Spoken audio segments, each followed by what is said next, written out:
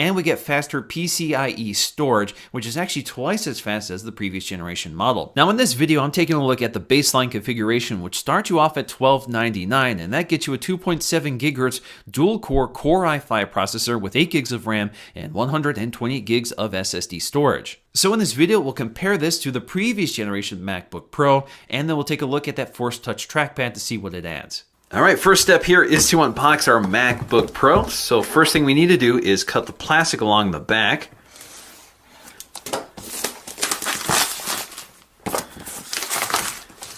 Flip it over, lift the lid. Definitely much heavier than the MacBook Airs I unboxed yesterday. And there we go. Lift the tab here. There's our MacBook Pro 13-inch. We have a little plastic here to pull off, so let's pull the tab. Slides right out. So there we go. So first up is our 60-watt power adapter with our MagSafe 2 connector. So we have our cable here. That connector is protected by this little plastic cover. Great thing about these is that they're magnetic, so they snap on pretty easily and they pull off pretty easily, so you don't yank your computer off the desk if your cord gets snagged by somebody walking by. We also have our travel adapter here, so you can fold out the prongs. You can pull this off to add the extension cable or add the universal wall adapters when you're traveling. And of course you have cable management here, so you can wind up your cable and tuck it neatly in your notebook bag. We also have our extension cable neatly tied up. I'm not going to take it out, but we also have our paperwork here. So if we pop this open, we should find a quick start guide, a nice colorful quick start guide that's referring to OS 10 US70, which of course is installed on this computer. Of course, we also have our ports, and we'll explore all this in this video. We have our safety, warranty, and regulatory information, as well as our Apple stickers and a cleaning cloth, something you don't get on the MacBook Air. This cleaning cloth is Apple branded if you look closely at the corner. And we have one more piece of packaging, which is a piece of paper covering the keyboard. All right, next step is to boot up our MacBook Pro. Just going to hit the power button in the upper right corner. Now taking a closer look at our new MacBook Pro, again the design is unchanged here, all the changes are internal. Once again we have that beautiful 13.3-inch LED backlit display with IPS technology with a resolution of 2560 by 1600, good for 227 pixels per inch, so very much a Retina display. Now this is an IPS panel, so it looks great off-axis, certainly much better than the MacBook Air. Now that glossy panel also has an anti-glare coating, which is fairly effective here, so it's able to minimize glare even though you still get some reflection. We also have our full-size backlit QWERTY keyboard, and the top row is dedicated to certain functions. So for example, we have our screen brightness, we have mission control and launcher, we also have our keyboard brightness, media controls, as well as our power button. Now toward the top of the display, once again, we have a FaceTime HD camera, good for 720p video. We also have a little LED indicator right next to it, along with an ambient light sensor, which works to adjust the brightness of the display and the keyboard. Now, unlike the MacBook Airs, the MacBook Pros have an edge-to-edge glass panel. And at the edge of that panel, you'll find a little rubber gasket that seals up the MacBook when it's closed and prevents the glass panel from mashing against the keyboard. On the left side of the computer, we'll find the MagSafe 2 charging port, 2 Thunderbolt 2 ports, a USB 3.0 port, as well as a combination headphone and input jack, as well as 2 microphones. On the right side, you'll find the second USB 3.0 port, an HDMI output, as well as a SD-XC card slot. Now toward the front, we'll find a little notch for lifting up the lid of the MacBook Pro, and the hinge is perfectly weighted, so when you lift up the display, it doesn't pick up the entire MacBook, but of course this is certainly much heavier than the MacBook Air. Now in terms of the hinge, once again, that hinge is hiding the ventilation to the chassis of the MacBook Pro. This mechanism also allows the chassis to ventilate whether the display is closed or not.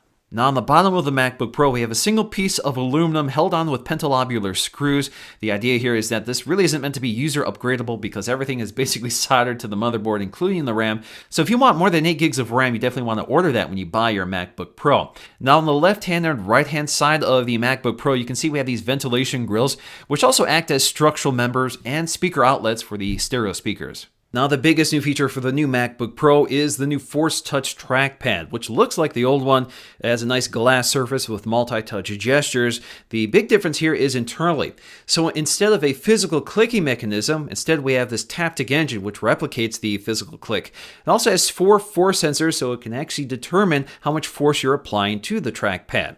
So this means that you get this new gesture in OS X called force clicking. Now using this trackpad is very similar to the old one. That Taptic engine actually gives you you the sensation that you're actually clicking on the trackpad, and it's nearly indistinguishable. It's actually really interesting because it feels like the trackpad is moving, but it's just the taptic engine that's giving you this haptic feedback. It's really nice.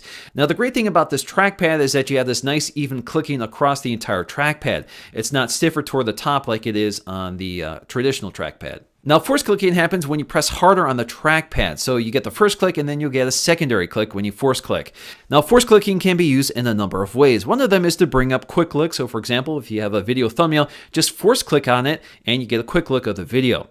You can also look up a word in a web browser or something like that by force clicking on the word, which is very handy.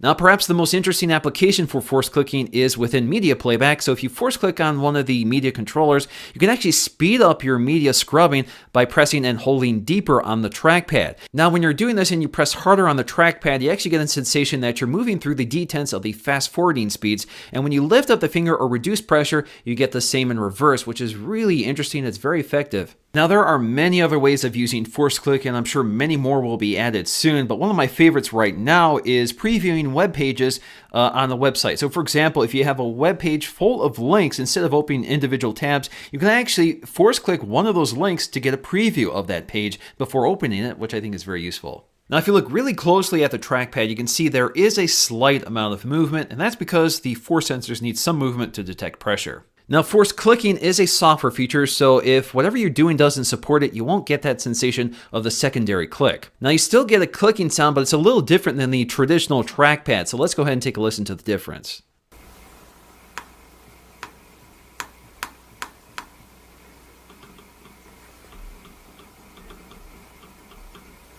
The MacBook Pro also features a set of stereo speakers, and they sound excellent. So let me go ahead and play a sample clip and compare it to the 13-inch MacBook Air. We've designed a force-sensing, multi-touch trackpad. This adds a new dimension of interaction.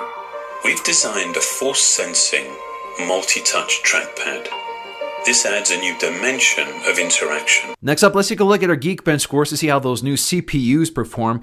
So we can see we score about 3331 on the single core score and 7008 on the multi-core score. And that's an improvement over my Haswell-powered MacBook Pro from last year, or from 2013. I have a late 2013. That scored about 2947 on the single core and 6299 on the multi-core. So not huge gains here, but they're gains nonetheless.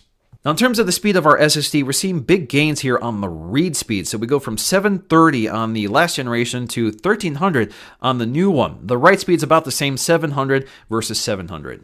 Next up is Cinebench, which will give us an idea of the graphics performance of the new MacBook Pro. So in terms of OpenGL, we scored about 30 frames per second, and the CPU scored about 318. Now we compare this to the previous generation, which scored 22 frames per second and 220 CBs. That's a pretty big gain here, so graphics is definitely the biggest gain in terms of system performance. So in the end, the MacBook Pro Retina display remains my favorite MacBook out there. It's the right size with the right capabilities and the right price tags. So for $1299, I think the base configuration is the perfect computer for almost everybody out there. I think it's also a great bargain in terms of its battery life as well as its performance and its great display, which is one of the best out there. And with the new update, you get better performance, better battery life, and a new and improved trackpad. So that's going to do for me in this video. Hope you enjoyed it. Thanks for watching, and I'll see you again in my next video.